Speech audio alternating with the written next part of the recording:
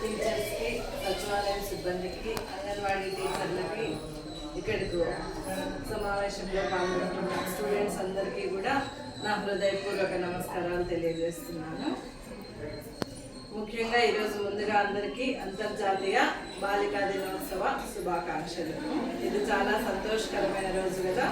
మన బాలికలందరూ కూడా ఒక పండుగలాగా జరుపుకోవాల్సిన దినం అన్నమాట ఈరోజు.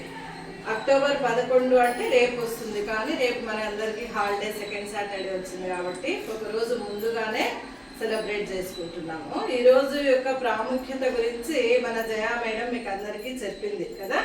కానీ నేను మీ స్థాయిలో మీకు అందరికీ అర్థమయ్యేలాగా మీ ఏజ్కి వచ్చి తెలియజేస్తాను, సరేనా?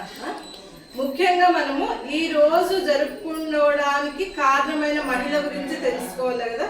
ఫస్ట్ ఈ రోజు ఎలా ఏర్పడింది, ఈ రోజు ఎందుకు జరుపుకుంటున్నాము, మనం ఈ రోజు జరుపుకుంటున్నాము అంటే దీని వెనుక ఎంతో కృషి ఉంటుంది అనమాట. ఈ రోజు బాలికా దినోత్సవం ఏర్పడడానికి ఒక మహిళ కారణం అనమాట. ఎలెనార్ రూజ్వెల్ట్ ఆమె పేరు, యుఎస్కి చెందిన ఆమె అనమాట.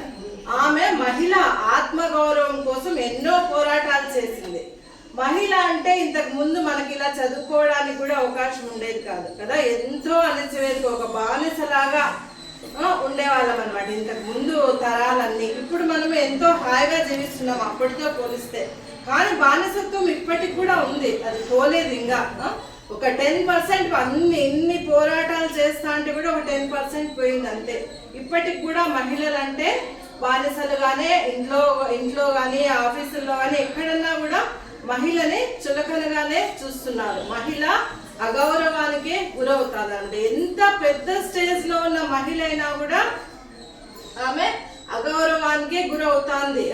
అన్ని మనం రోజు టీవీలో చూస్తుంటాము. ఎంత ఒక ముఖ్యమంత్రి కూతురు కూడా ఒక అగౌరవమైన మాటలకి గురైంది, మనము చూస్తున్నాం కదా టీవీలలో కూడా.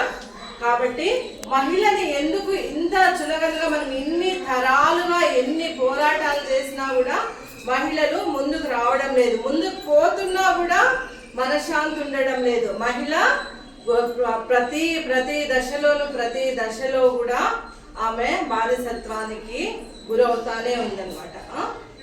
ఈ విధమైన విషయాలన్నిటికీ కూడా ఆమె ఎలెనార్ రూజ్వెల్ట్ ఎన్నో పోరాటాలు చేసింది. అవన్నీ మనం చూసిండాం కదా. ఆమె చేసిన పోరాటాలకి గుర్తుగా ఐక్యరాజ్య సమితి ఏం చేసిందంటే ఆమె పుట్టినరోజును, ఆమె అక్టోబర్ 11వ తేదీ ఆమె పుట్టినరోజు అనమాట. ఆమె పుట్టినరోజును అంతర్జాతీయ బాలికా దినోత్సవంగా మనకి ఏర్పరిచింది అనమాట. ఆ రోజు ఎందుకు అంటే ఆమె మహిళల కోసం ఎంతో కృషి చేసింది కాబట్టి ఆమె పుట్టినరోజును అంతర్జాతీయ బాలికా దినోత్సవంగా మనందరం ప్రపంచమంతా జరుపుకోవాలా అని ఈ రోజును ప్రకటించింది అనమాట. 2012 అక్టోబర్ 11 మనం 2012 నుండి కూడా జరుపుకుంటున్నాము. ఇది ప్రతి సంవత్సరము కూడా అంతర్జాతీయ బాలికా దినోత్సవము అందరూ ప్రపంచమంతా జరుపుకుంటున్నాం అనమాట. తర్వాత ఎందుకు పర్పస్ తెలుసుకోవాలా, ఎందుకు జరుపుకుంటున్నాము. ఇప్పుడు మనం కారణం తెలుసుకున్నాం కదా, ఈ రోజు ఎలా ఏర్పడింది అనే కారణం తెలుసుకున్నాము. తర్వాత మనము purpose, what is the purpose behind the celebration of international day of girl child అనమాట. బాలికా దినోత్సవం బాలికలకు మాత్రమే ఈరోజు, అర్థమైందా? దీని వెనుకల ఉద్దేశం ఏమి, ఈ మీటింగ్ ఎందుకు, వీళ్ళందరూ ఎందుకు వస్తారు, మీతో ఎందుకు మాట్లాడుతున్నారు, ఈ ఉద్దేశం ఏమి అంటే బాలికలు అత్యాచారాలకు అనర్థాలకు గురవుతున్నారు కదా.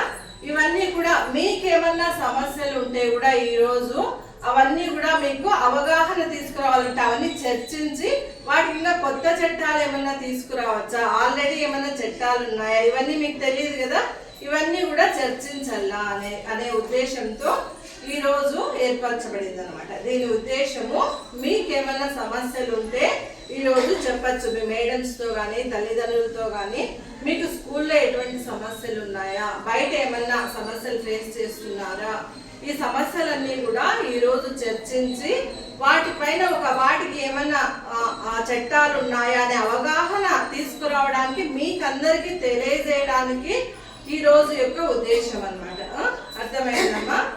ముఖ్యంగా బాలికలకు ఎన్నో హక్కులు ఉన్నాయి, ఎన్నో చట్టాలు ఉన్నాయి. ఇవన్నీ కూడా మీకు తెలియజేయాలని ఈరోజు ఏర్పరచబడింది.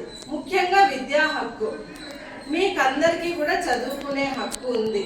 మీ ఇంట్లో ఎవరైనా 8th 9th తర్వాత మీరు స్కూల్ వదిలేయండి, ఇంకా చాలా ఇంట్లో పని చేయండి, పెళ్లి చేస్తాము అని అన్నారనుకో, లేదు చదువుకోవడం మా హక్కు, మేము చదువుకుంటామని ధైర్యంగా మీరే చెప్పగలగల. మేము కాదు, మేము మేడమో కాదు, మీరే చెప్పగలగల. మీలో అవగాహన ఉంటే మీరు చెప్తారు, మీకు తెలియదు అనుకో చెప్పగలరా? మీరు చెప్పలేరు కదా. మీకే అవగాహన ఉండాలా అని ఈరోజు యొక్క ఉద్దేశం. పిల్లలందరికీ కూడా మీ సమస్యల పైన ఒక అవగాహన తీసుకురావాలా, మీ చట్టాల పైన మీకు తెలియజేయాలా అని ఈరోజు ఏర్పరచబడింది అనమాట. చెప్తారా? ఎవరైనా స్కూల్ మానేయమంటే ఏం చెప్తారు?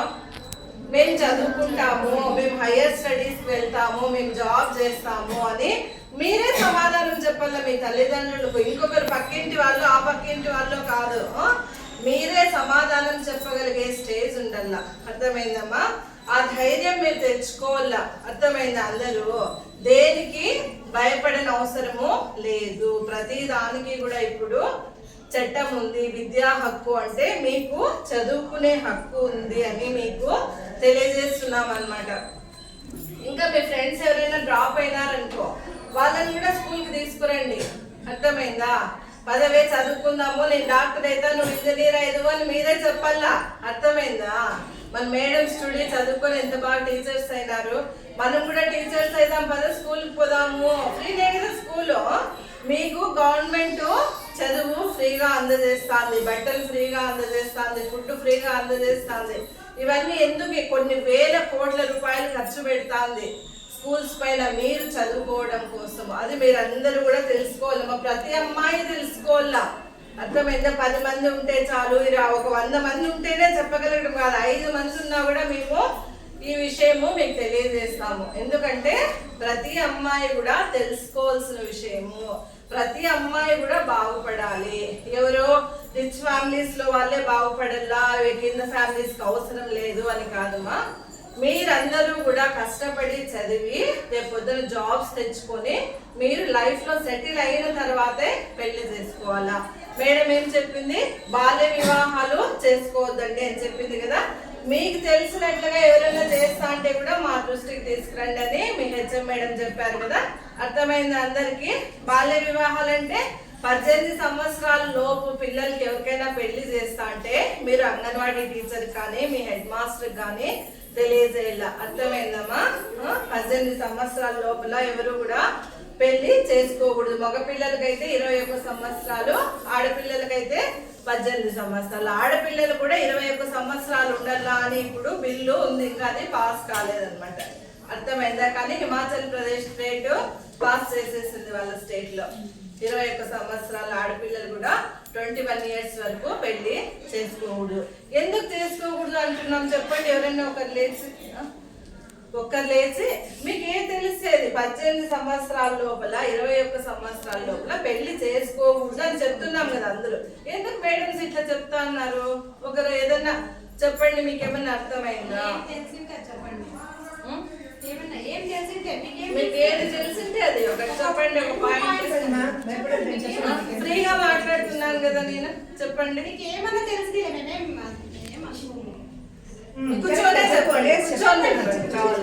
చిన్న వయసుకే పెళ్లి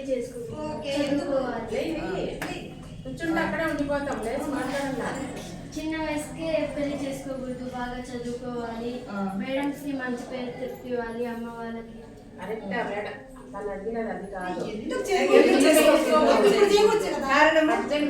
లోపల పెళ్లి ఎందుకు చేయకూడదు? చిన్న వయసు కాబట్టి సరే కూర్చో. వయసు ఒకటే. ఇంకా మన జీవితం ఇంకా మేము చదువుకుంటే మా చదువులోనే మీ కాళ్ళ మీద మీరు నిలబడగలరు. చదువుకుంటే ఆర్థిక స్వేచ్ఛ వస్తుంది. ఫిజికల్ గా మీ శరీరం సహకరిస్తున్నారు.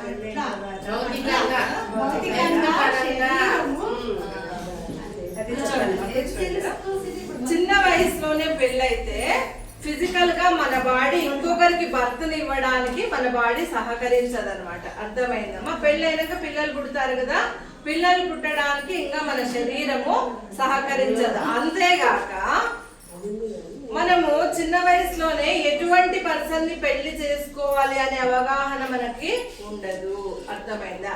వయసు పెరిగే కొద్దీ మెచ్యూరిటీ పెరుగుతుంది. మనం ఎటువంటి వ్యక్తిని మనం పెళ్లి చేసుకోవాలి అనే విషయాలు మనకి తెలుస్తాయి అన్నమాట. అందుకే ఇంకా ఇప్పుడు 21 సంవత్సరం వరకు పెళ్లి చేయకూడదు, 18 సంవత్సరాలకే ఇంకా పిల్లలకి తెలియడం లేదు ఎటువంటి వివాహాలు చేసుకోవాలా అనే ఉద్దేశంతోనే మనకి ఇది పెట్టిండేది. పెళ్లి చేసుకోకూడదని కాదు. అర్థమైందా?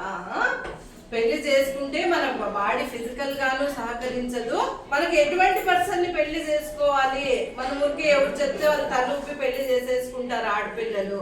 చాలా మందికి 90% పిల్లలకి మెచ్యూరిటీ ఉండదు. కాబట్టి మనకి వయసు పెరిగే కొద్దీ కొంచెం మెచ్యూరిటీ వస్తుంది, మనం చదువుతుంటాము, జ్ఞానం లోక జ్ఞానం తెలుస్తుంది అనే ఉద్దేశంతో మనకి ఇది వివాహ వయసు పెట్టినారనమాట. ప్రతి ఒక్కరికి అర్థమైందమ్మా? బాల్య వివాహాలు మన వార్డులో జరగకూడదు. అర్థమైందా?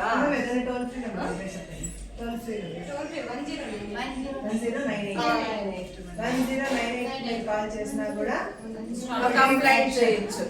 వాళ్ళు వస్తారు వెంటనే మీ ఇంటి దగ్గరికి, కలెక్టర్ కూడా వస్తారు. ఇమీడియట్ గా పోలీస్ వాళ్ళకి వస్తుంది. నెక్స్ట్ విద్యా హక్కు తర్వాత పోషణ. మీరు ఆరోగ్యపరంగా మంచి ఆహారము తీసుకోవాలన్నమాట.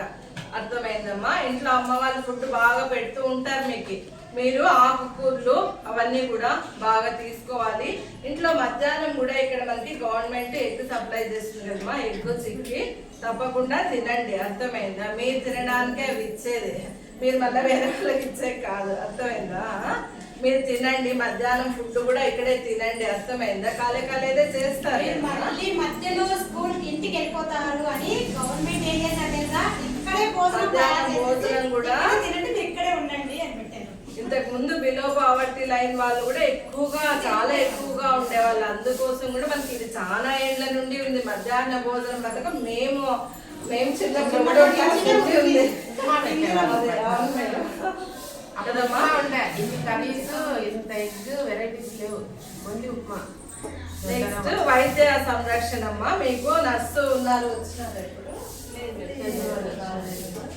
మీకు ఇక్కడ మన వార్డుకి 2 ఉన్నారమ్మా నర్సులు. మీకు ఎటువంటి జ్వరము ఏమొచ్చినా కూడా మేడం చెప్పండి, నర్సును పిలిపిస్తారు, టాబ్లెట్లు ఇస్తారు. వాళ్ళు వచ్చి ఏమైనా చెప్పినప్పుడు వినండి, ఏమైనా ఇంజక్షన్లు వేసుకోమంటే వేసుకోండి, టాబ్లెట్లు ఇచ్చినప్పుడు వేసుకోండి. ఎందుకంటే గవర్నమెంట్ మీకు ఆరోగ్యపరంగా కూడా మీకు కేర్ తీసుకుంటా ఉంది. ఇన్ని రకాల రక్షణ ఇస్తా ఉంది మీకు. అర్థమైంది? ఆరోగ్యపరమైన రక్షణ ఇస్తా ఉంది, మళ్ళా చట్టపరమైన రక్షణ కూడా. నెక్స్ట్ మా రక్షణ అనే దానికి పోతే మీకు చట్టపరమైన రక్షణ కూడా ఇస్తుంది. మిమ్మల్ని మానసికంగా కానీ శారీరకంగా కానీ ఎవరైనా బాధ పెడితే మీరు పోలీస్ కంప్లైంట్ ఇవ్వచ్చమ్మా. పోక్సో చట్టం ద్వారా వాళ్ళని జైల్లో పెడతారు. అర్థమైందా? ఈ చట్టం ఉందా మీకు తెలుసా? మీకు ఉందని చాలా ఇంపార్టెంట్ ఈ చట్టము. మిమ్మల్ని ఎవరైనా ముట్టకూడని ప్రదేశంలో పుట్టినా, అర్థమైందా, మిమ్మల్ని మానసికంగా ఏదైనా బాధ పెట్టినా, మిమ్మల్ని ఎవరైనా భయపెట్టే విధంగా మాట్లాడినా, మీరు ఎక్కడైనా ఆడుకునేకపోయిన చోట మిమ్మల్ని ఎవరైనా పక్కకు పిలిచినా కూడా మీరు అటువంటి ప్రదేశాలకు వెళ్ళకూడదు. అర్థమైందమ్మా? అలా ఒకవేళ పిలిచినా కూడా మీ పేరెంట్స్కి వెంటనే తెలియజేయాలి. అర్థమైందా? మానసికంగా శారీరకంగా మిమ్మల్ని ఎవ్వరూ టచ్ చేయకూడదు. మీరందరూ తప్పకుండా చిన్న పిల్లలు కూడా తెలుసుకోవాల్సిన విషయం ఇది. మీకు ఏది జరిగినా, మీకు ఇబ్బందికరంగా ఏది జరిగినా వెంటనే మీ హెచ్ఎం మేడం కానీ మీ తల్లిదండ్రులకు కానీ వెంటనే తెలియజేయాలా. ఇది రక్షణ చట్టం, మీకుండే రక్షణ చట్టం ఇది. అర్థమైందమ్మా? ప్రతి ఒక్కరికి ఏం చట్టం చెప్పినాను చెప్పండి. నేను పోక్సో చట్టము. ఈ చట్టపరంగా మిమ్మల్ని ఎవరైనా ఇబ్బంది పెడితే, లైంగికంగా ఎటువంటి ఇబ్బందులు పెట్టినా కూడా వాళ్ళని తీసుకుపోయి జైల్లో వేస్తారు. అర్థమైందా? గవర్నమెంట్ మీకు ఇంత రక్షణ ఇస్తుంది, మీకు ఎన్ని ఫెసిలిటీస్ కల్పిస్తుందో మీకు తెలియదు అసలు. గవర్నమెంట్ మీరు చదువుకోవడానికి ఇవన్నీ చేస్తూ ఉండేది. అర్థమైందా?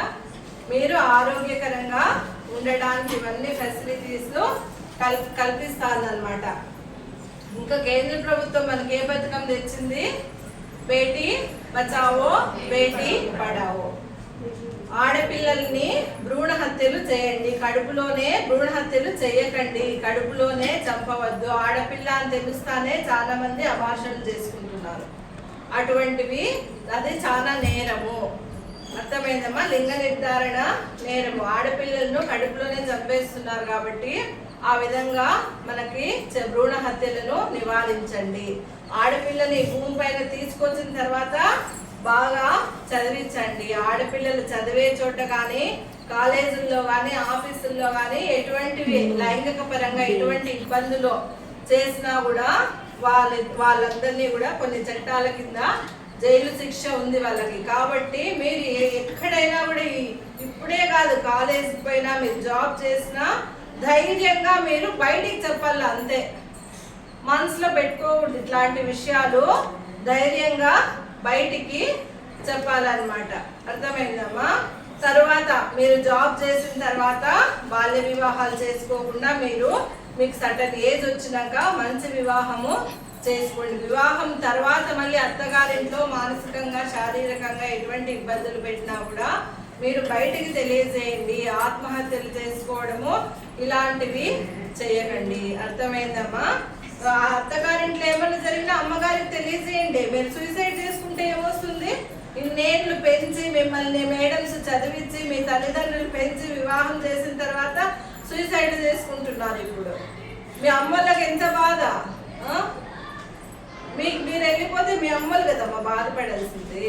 కాబట్టి ఇలాంటి పనులు ఎప్పుడే కానీ ఏ స్టేజ్లో కూడా చేయకూడదు. 10th ఫెయిల్ అయినామనో, ఇంటర్ ఫెయిల్ అయినామనో, చదువు కన్నా గొప్ప విషయాలు చాలా ఉన్నాయమ్మా. అర్థమైంది అందరికీ?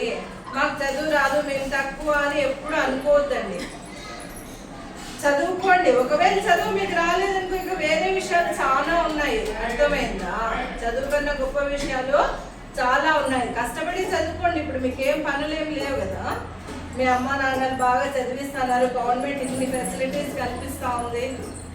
ప్రతి ఒక్కరు కూడా బాగా చదువుకోవాలి. అర్థమైందమ్మా? మనందరము ఆడపిల్లల్ని ఒకరికొకరు తోడుగా ఉండాల. ఆడపిల్లలు ఒకరిపైన ఒకరు నిందలు వేసుకోకూడదు. ముఖ్యంగా ఒక ఆడపిల్ల ఫస్ట్ ర్యాంక్ వచ్చే ఆడపిల్లని ఆ పిల్లని స్కూల్కి రానికుండా చేయాలంటే క్యారెక్టర్ అసాసినేషన్, వేరే అబ్బాయితో సంబంధాలు అంటగట్టడం, ఇలాంటివి మనము ఆడవాళ్ళు కానీ ఆడపిల్లలు కానీ మనల్ని మనమే ఎంకరేజ్ చేసుకోవాలా. మనము ఒకరిపైన ఒకరి నిందలు వేసుకోకూడదు. అర్థమైందా? ఒక అమ్మాయిని అంటుంటే మీరు 10 మంది సపోర్ట్ రావాలా.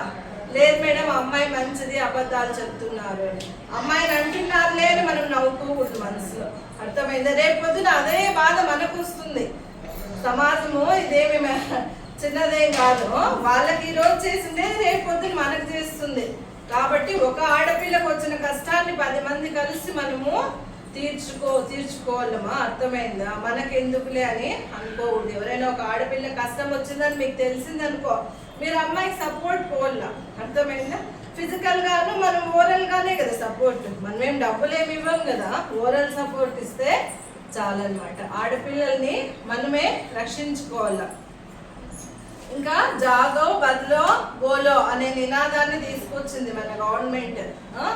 జాగో అంటే మేల్కొనాలి, భయపడకూడదు, దేనికి మేల్కొనాలి. బదలో అంటే మారండి, బోలో అంటే చెప్పండి. ప్రతి విషయాన్ని బయటికి చెప్పండి, మనసులో పెట్టుకోవద్దండి. ప్రతి విషయాన్ని మీ మేడం కానీ, మీ పేరెంట్స్ కానీ, మీ ఫ్రెండ్స్ కానీ ఎక్స్ప్లెయిన్ ఇట్. అర్థమైందా? ఏ విషయమైనా కూడా మీరు ఏ విషయం వల్ల బాధపడతా అంటే పక్క వాళ్ళకి చెప్పేయండి. మీకు స్కూల్లో మోస్ట్లీ సేఫ్టీగానే ఉంటుంది, అందరూ మేడమ్స్ ఉంటారు కాబట్టి. రేపు పొద్దున మీరు కాలేజీలో పోయినా, బయట ఎక్కడైనా ఆడుకునే ప్రదేశాల్లో ఎటువంటి ఇబ్బందులు ఉన్న అబ్బాయిల వలన మీరు వెంటనే బయటికి చెప్పేయాలి. దానికి ఇది ఇచ్చినాడు, జాగో బదులో బోలో అనే నినాదాన్ని మన గవర్నమెంట్ తీసుకొచ్చింది. మేల్కొనండి, మీరు నిద్రపోతూ ఉండద్దండి. ఎవరైనా ఒకటి వచ్చి ఇబ్బంది పెట్టినాడు అనుకో, మీరు దాచి పెట్టుకునేది అట్లా చేసినాడు అనుకో, రేపు ఇంకా ఎక్కువ చేస్తాడు అతను. అదే మీరు అబ్బాయి గురించి మీ మేడంకో ఇంట్లో వాళ్ళకో చెప్పినారనుకో, వాళ్ళు కేర్ తీసుకుంటారు. వాళ్ళు పోయి పోలీస్ కంప్లైంట్ ఇస్తారు, ఈ అబ్బాయి ఇబ్బంది పెడతా అన్నాడు. అర్థమైందమ్మా? మనమే మనందరము కలిసికట్టుగా ఉండి బాలికల్ని సంరక్షించుకుందాం. అమ్మాయి అంటే అబల కాదు, ఆది పరాశక్తి అని నిరూపించాలి అందరం కలిసి, సరేనా? అందరికి గుడ్ టచ్ బ్యాడ్ టచ్ గురించి తెలుసు కదమ్మా. మీకు ఎవరైనా మీకు ముట్టకూడని ప్రదేశాల్లో టచ్ చేసినా మీ ఇంట్లో వాళ్ళు కానీ బయట వాళ్ళు కానీ ఎవరైనా వెంటనే మీ అమ్మకి తెలియజేయాలి. ప్రైవేట్ పార్ట్స్ ఉంటారు.